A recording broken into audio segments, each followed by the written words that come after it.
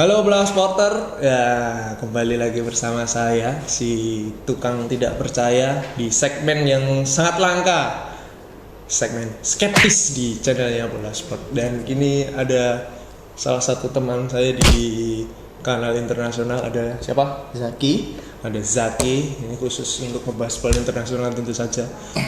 Sebelum kita lanjut ke pembahasan obrolan kita, jangan lupa teman-teman Bola Supporter untuk subscribe di channel YouTube-nya Bola Sport. Jangan lupa untuk tinggalkan komen, like, dan share jika teman-teman merasa video ini memang benar-benar memberikan informasi juga. Iya, benar banget. Jangan lupa like dan subscribe ya. Nah, itu.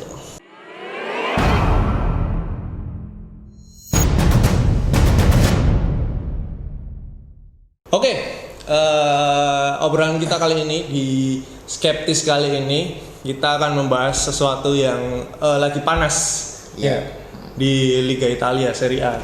Iya. Yang pertama-tama itu adalah si Maurizio Sarri, ya nggak? Iya. Yang dipecat oleh Juventus karena gagal memenuhi ekspektasi katanya. Iya, benar banget. Gimana itu kok? Kira-kira apa yang membuat Juventus baru satu musim loh ini dan dia sudah mempersembahkan satu Scudetto. Ini apa yang ekspektasi apa sih sebenarnya yang diharapkan Juventus dari Sarri itu? Sebenarnya kalau misalkan kita bicara soal Juventus ya, itu pasti kan dalam 9 musim terakhir kan bisa dibilang Juventus itu mendominasi Serie A. Rajanya Italia. Iya, rajanya Italia. Ibaratnya kan seperti ini. Kalau misalkan Juventus tanpa pelatih bos, sebenarnya bisa langsung juara. Ada ungkapan seperti itu. Auto Scudetto. Ya, autopilot ya. Autopilot.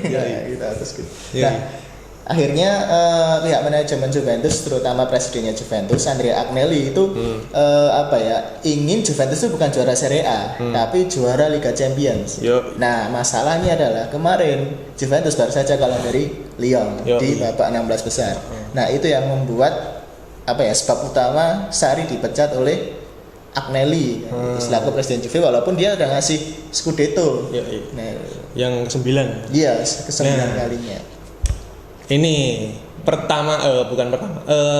alasan utama kan dulu sangat ramai sekali ketika Allegri akhirnya memutus kontrak dan digantikan dengan Sarri. Nah, kalau tadi alasannya ekspektasinya si Juve ingin meraih gelar di Eropa, kita tahu sendiri Sarri belum punya pengalaman di Eropa. Iya, benar. Baru bersama Chelsea kemarin menang Europa League, Europa League. Dan sedangkan Juve tentu saja ngejarnya nggak mungkin di Europa League, pasti champion. Nah, Sarri nggak punya itu pengalaman di situ bersama Napoli, walaupun pernah main di Liga Champions, tapi gelarnya nggak dapat.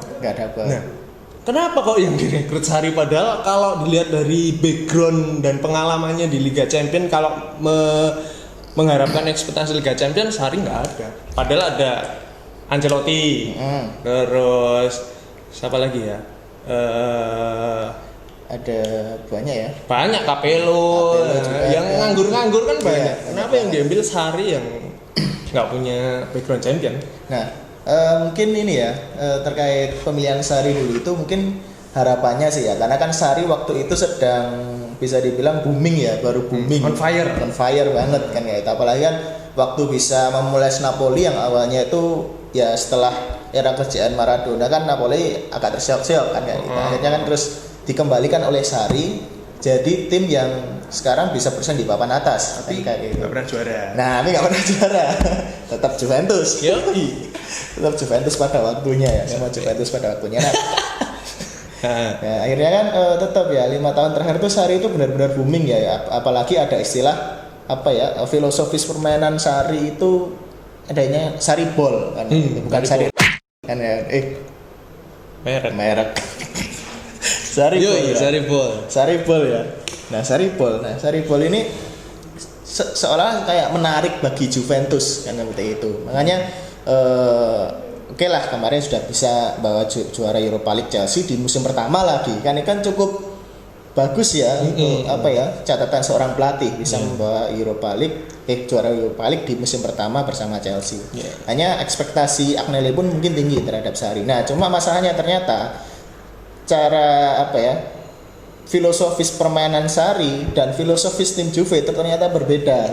Nah, akhirnya hal itu yang membuat Sarri nggak menemukan resep mumpuni ya untuk meramu Juve ini menjadi klub yang kuat di Eropa. Enggak Jurgen berarti. Apa? Enggak Klopp. Oh, enggak Klopp ya. Baru nyambung saya. Jurgen enggak Klopp. Iya. Oke, akhirnya setelah kemarin Juve cabut dari Liga Champions, Sarri akhirnya dipecat dan beberapa jam langsung menunjuk pengganti. Iya. Sang legenda kan, Andrea Pirlo. Tapi ini nggak tahu ya legenda Juve apa legenda Milan ya? Mungkin dua-duanya bisa. Dua-duanya. Bagi rata aja. Di Milan juga berprestasi, di Juve juga berprestasi. Iya.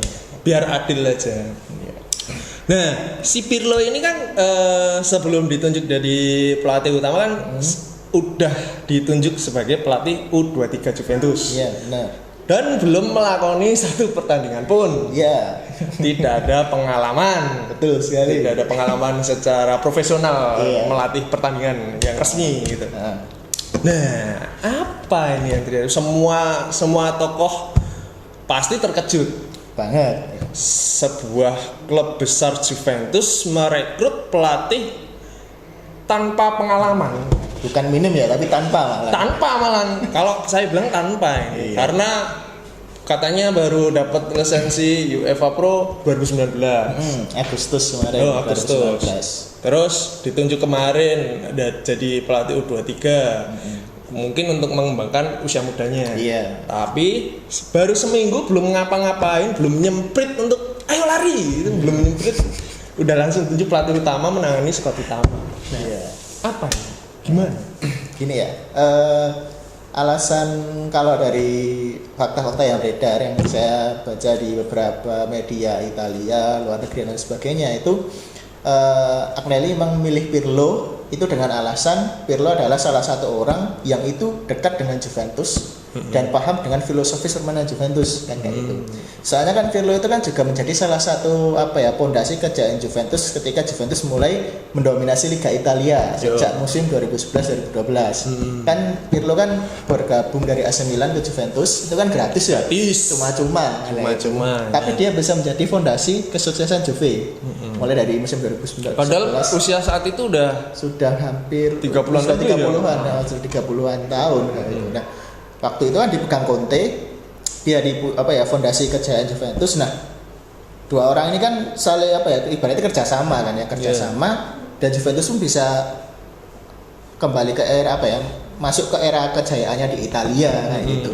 Mendominasi selama 9 musim. Nah, hal itulah yang dilihat oleh Agnelli untuk mengembalikan filosofis permainan Juve yang itu hilang di tangan Sarri kan kayak gitu. Soalnya kan musim ini kan juga termasuk salah satu musim terburuk Juventus di Liga Italia gitu kan. Alasannya itu yang seperti itu juga. Kemarin ada beberapa tokoh sepak bola ya, legenda-legenda Italia yang itu juga mendukung Pirlo karena kan Pirlo memang dikenal gelandang yang cerdas, terus juga tenang kayak gitu, dan juga punya visi bermain waktu itu yang kuat kan gitu.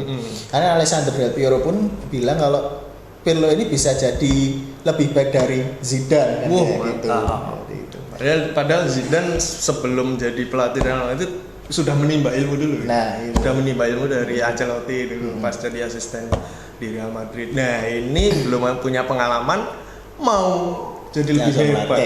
Jadi lebih hebat dari si Zidane. Keren emang ini. Keren. Itu ya alasan utamanya mungkin ya itu tadi, paham filosofis bermainnya Juventus. Akhirnya langsung dipilih oleh Agnelli, apalagi kan dia juga dikenal dekat dengan Agnelli. Oke, terus karena tidak punya pengalaman dan bisa dibilang berjudi ya ini ya? Iya, sangat berjudi. Sangat berjudi. Terus ekspektasinya tentu tetap tinggi Liga Champions. Nah, apakah mungkin nasibnya besok kalau kira-kira gagal lagi akan langsung dipecat atau mungkin dikasih waktu karena dekat dengan Juventus tadi? Kalau terkait kedekatan mungkin akan diberi waktu ya. akan family. Italia itu terkenal ikatan keluarganya sangat kuat banget ya. Kan mesti akan diberi waktu oleh Agnelli untuk membentuk tim yang sesuai dengan filosofi Juventus gitu. Soalnya kan mungkin melihat dari permainan Sarri kemarin saja itu kayak seolah-olah Sarri itu satu musim tuh nggak nemu filosofi Juventus seperti apa aja kayak gitu. Kan sampai akhir musim kan nggak nemu permainan Juventus yang bagus yang seperti apa, identitas Juventus nggak ketemu kan. Cuma karena Pirlo dianggap sebagai orang yang paham filosofi Juventus, pasti akan diberi waktu oleh Agnelli. Apalagi dia juga mantan pemain Juve, dekat dengan Agnelli. Nah itu terus juga dicintai oleh para pemain Juve, dicintai oleh para pendukung Juventus. Otomatis akan tetap diberi waktu. Modal dasarnya udah kuat ya. Iya, modal dasarnya kuat. Dekat dengan presiden, dekat dengan pendukung, disayangi pendukung. Pendukung ini jarang-jarang loh ya. Jarang-jarang loh ini. Terus kita tinggalkan Pirlo yang tidak punya pengalaman itu yang sudah ditunjuk itu. Kita lanjut ke rencananya Pirlo untuk menyusun skuad di musim depan. Kira-kira pemain siapa saja yang mungkin cocok untuk gaya permainannya yang belum kita ketahui itu? Kalau yang paling banter ya kabarnya ya, tentu siapa lagi kalau bukan bintangnya Manchester United yang dulu juga pernah main di Juve, Paul Pogba. Iya, Paul Pogba. Nah, itu Paul Pogba sendiri itu katanya paling cocok dengan tipe permainan Juventus. Karena kan itu sendiri sebenarnya disampaikan sama temennya Pirlo ya di timnas Italia. Siapa? Luca Toni yang striker jantung tinggi ya gini-gini.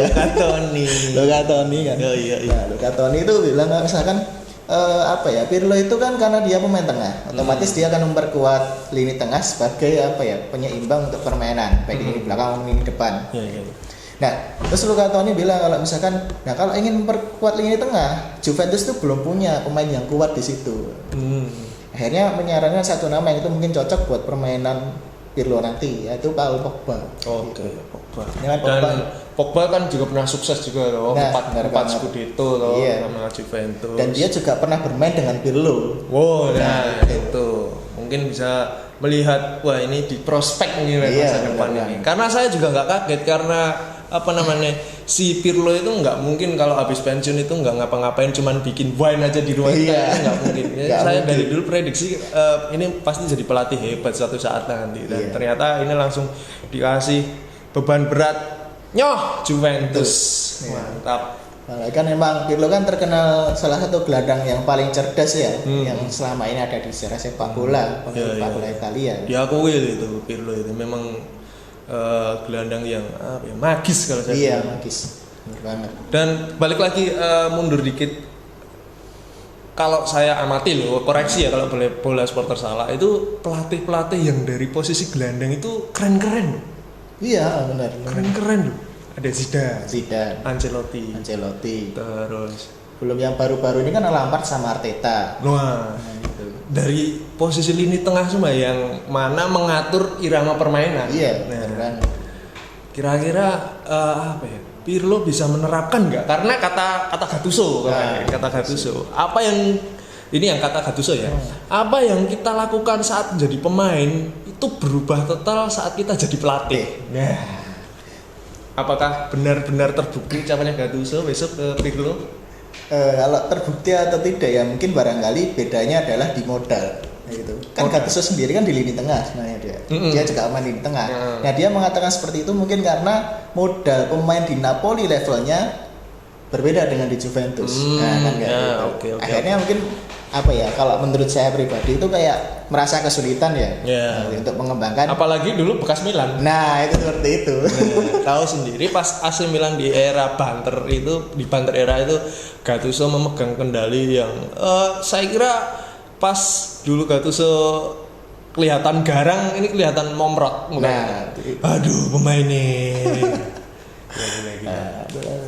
Jadi mungkin itu ya modalnya. Nah, sementara Pirlo sendiri kan dia udah cerdas, ya saya akuin. Wah, ini kalau pelecehan bukan ya lebih cerdas dari Gattuso ya. Jelas. Soalnya ya beda role kalau saya. Iya, role. Nah, Pirlo mungkin bisa dikatakan lebih cerdas ya daripada Gattuso ya, dan juga secara permainan pun mungkin bisa dibilang ya kendali lapangan tengah baik AC Milan, Juventus, timnas Italia dulu dipegang oleh Andrea Pirlo. Dan juga secara strategi dari kemampuan berpikir seperti itu, terus juga fisik bermain yang bagus dan modal pemain Juventus yang di atas rata-rata seluruh klub-klub Italia, saya rasa akan lebih sukses lah itu. Dan mungkin bisa membantah perkataan Gattuso ya. Wow, iya. Nah ya kita besok musim depan kita lihat saja. Kapan sih musim depan? September ya?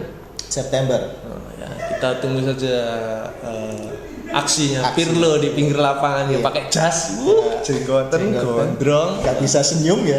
Pakai minum banyak di pinggir lapangan. Keren banget sih. Mantap.